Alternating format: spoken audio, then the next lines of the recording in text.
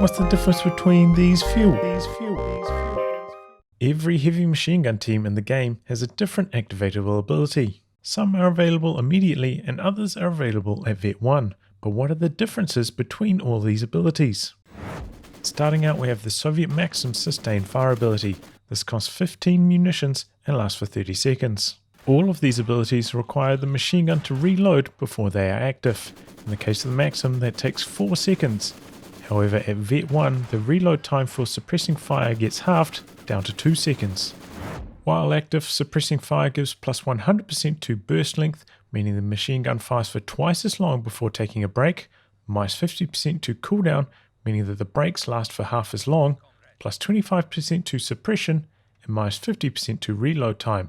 The net impact of these changes mean that the Maxim is almost constantly firing while the ability is active, as you can see in this video, where the left Maxim with the sustained fire active is firing a significant amount more than the right Maxim. And while it doesn't give any bonuses to penetration, it can be decent to activate against the more lightly armoured vehicles because of the increase in DPS. The Maxim itself has a penetration ranging from 1.6 near to 1.2 far, and this means that it can lightly tickle the rear armour of the looks, but can't damage anything larger than that, since penetration chances below 3% are rounded down to 0. The Maxim also has a unique advantage in that it doesn't have to reload when sustained fire runs out, whereas all the other machine gun's abilities do force a reload cycle at the end of the ability even if they're not due to reload. Sticking with Soviets, we have the DShK with its armor-piercing rounds. These cost 15 munitions and last for 30 seconds. The armor-piercing rounds don't grant any reload speed bonus, and the standard reload time is 4 seconds. The AP ammo gives the DShK plus 200% penetration, and that's it. But when you consider the DShK has a very high base penetration of 7 near to 5 far, this makes it the highest penetrating machine gun of them all. And this allows it to almost kill the looks from full health frontally with one activation. With these penetration values, the DShK can even damage the Yak target at long range, though with that penetration chance, don't expect it to do much damage. Sticking with the Eastern Front factions here, we have the MG42 Incendiary armor-piercing rounds, which are unlocked at Vet 1, cost 15 munitions, and last for 30 seconds. It gives a 50% bonus to reload time, bringing it from 6 seconds down to 3. The incendiary rounds grant plus 100% to damage, meaning they can shred infantry, especially before the squad gets suppressed or pinned, and plus 9 to penetration, making the MG42 quite effective against light vehicles, in this case against the T70 doing 3/4 of its health with one activation. When you add this to the base penetration values, it means the MG42 is able to penetrate any tanks the allies have, even the IS-2, though don't expect it to do much damage against the heavier targets. Sticking with Axis, we have the MG34 Incendiary rounds, which unlock at Vet 1, cost 15 munitions and last for 30 seconds, exactly the same as the MG42 Incendiary rounds. They also grant the same bonuses and have the same reload time as the MG42, but this doesn't mean they are exactly the same. Comparing the DPS between the two machine guns, you can see the MG34 has much lower DPS compared to the MG42, and this means plus 100% to damage is much less impactful overall. Also, the MG34 has lower base penetration than the MG42. This makes it significantly less damaging against both infantry and light vehicles.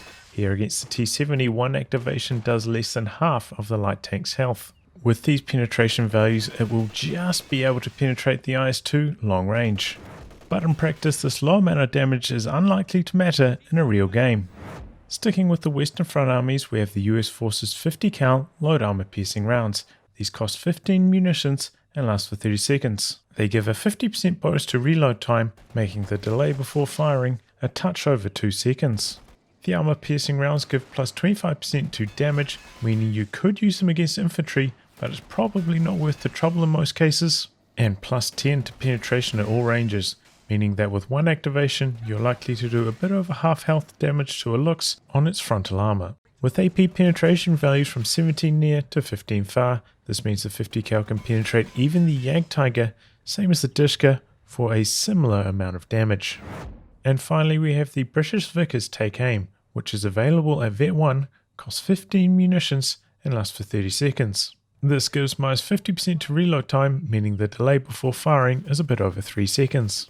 Take Aim gives some relatively unique bonuses compared to what we've seen so far, of plus 15% to accuracy, which can be helpful against infantry, but is worthless against vehicles which you already have a 100% chance to hit, plus 7 to range, but no increase to sight, so you will need a spotter to make use of this, and a modest plus 6 to penetration, meaning that with one full activation you will do less than half health damage to the looks. However, at Vet 2 the Vickers gains a 30% penetration bonus, and this is applied after the Take Aim penetration is added, meaning the Vet 2 Vickers with Take Aim active can penetrate vehicles up to and including the Tiger. So with this Vet 2 penetration bonus, the Vickers damage against light vehicles while Take Aim is active becomes more in line with the other abilities we've seen so far in this video. So now you probably want to know which machine gun ability is the best of them all.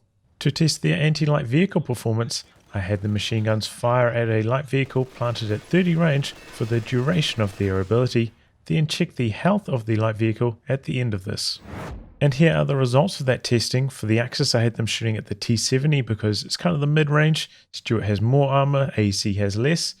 And for the Allies I had them shooting at the Looks, which is kind of the more direct comparison to the T70. And we can see the results averaged over 10 test runs. The DShK actually comes out on top, 322 damage, 50 cal a little bit behind that. And then the MG42 coming in third. Vickers Vet 2, decided to run at Vet 2 to try and give it that extra penetration boost, coming in at fourth, and the MG34 is last. However, after this I decided to then test the absolute performance, MG42 up against the Looks here. And you can see that does a tiny bit more than the DShK ended up doing to the Looks. Probably within variance, only 10 test runs here. But on 2 occasions it's actually killed the Looks, so potentially could have done more damage in those 2 tests as well. So it looks like the MG42 in absolute terms is the king when it comes to armor piercing. And he's the DShK, same test against the T70, less than the MG42 did. So yeah, the MG42 is the king when it comes to anti-vehicle performance, especially when you consider when it's got a fast reload than the DShK and a wider arc, so potentially making it harder for the light vehicle to dodge away from the activated ability. So now let's take a look at the anti-infantry performance of these different machine gun abilities. Here we have a comparison of the Vickers to the DShK, just in terms of the raw performance. And we can see that the DShK does have a decent amount more DPS than the Vickers across basically all ranges. So even if we add 15% onto this number, I know that's not a direct number because it has 15% accuracy instead of a straight 15% to damage for the Vickers. But yeah, even with 15% more, it's still not really going to get terribly close to the DShK at any range. Same story here for the DShK against the 50 cal. Even if we add 25% to the 50 cal's number, it's not going to meet the DShK's number. So the DShK is the top from the Allies, even without activating anything. Whereas if we compare that now to the MG42, we can see once again the DShK has an edge at all ranges. But if we double the damage from the MG42, which is what the incendiary rounds do, now the MG42 does way more than the DShK at all ranges. So once again, the MG42 incendiary rounds come out on top in terms of anti-infantry and anti-vehicle, making them the overall winner in this testing. And now for a small micro tip on these machine gun abilities. For the Vickers, MG34 and MG42, you can't actually activate these abilities while they're not set up. So you have to set them up before you can activate them. You can activate it during the setup phase, though you still will have to reload.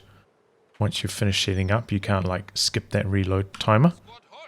But for the 50 cal and for the DShK, even while you're moving, you can activate these abilities. Still similar story, you're going to have to reload once you're setting up, so you can't skip that. But this could help you with your micro a bit. Maybe you want to just activate it, set the machine gun up. Easier to do than having to wait for this to come down, potentially. So it could save you a bit of micro time. And similar story from Maxim, actually. It can't activate while it's moving, kind of interestingly enough. But if you hit stop, then you can activate it. And then set up. Same story here. You're still going to have to reload before you can make use of the ability, but once again, it could help you with your micro. Also interesting to note, with these abilities, as soon as you pack up, they go on cooldown. and the cooldown doesn't change while you're packed up, which is kind of bad, right? So you have to come back into setup mode before the cooldown starts again, whereas for the other abilities, yeah, I mean, when you're packed up, you can still see the timer going down there.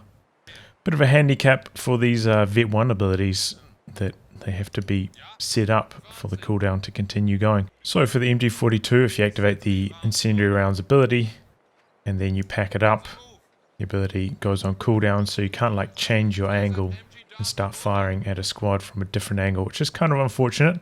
Whereas for the 50 cal, you know, even if you're packed up, you activate it, you set up, and you fire, you pack up, set back up, you want to change angles, and you can fire again, and you've still got the incendiary rounds, well, piercing rounds active in this case. So yeah, pretty big advantage to those other abilities that aren't the Vet 1 abilities. But for the MG42, you know, if it's in a building, this still works out alright. Doesn't count as setting up again, so you can fire at this angle, then switch angles, and the incendiary rounds will still be going. So yeah, buildings can mitigate this somewhat for those ones that do rely on the Vet 1 abilities, but yeah, maybe this will change with the patch, but I thought I'd highlight that for you guys to make the most of these abilities. As always, a huge thank you goes out to my Patreon backers, and if you'd like to see more videos like this one, please consider coming on board.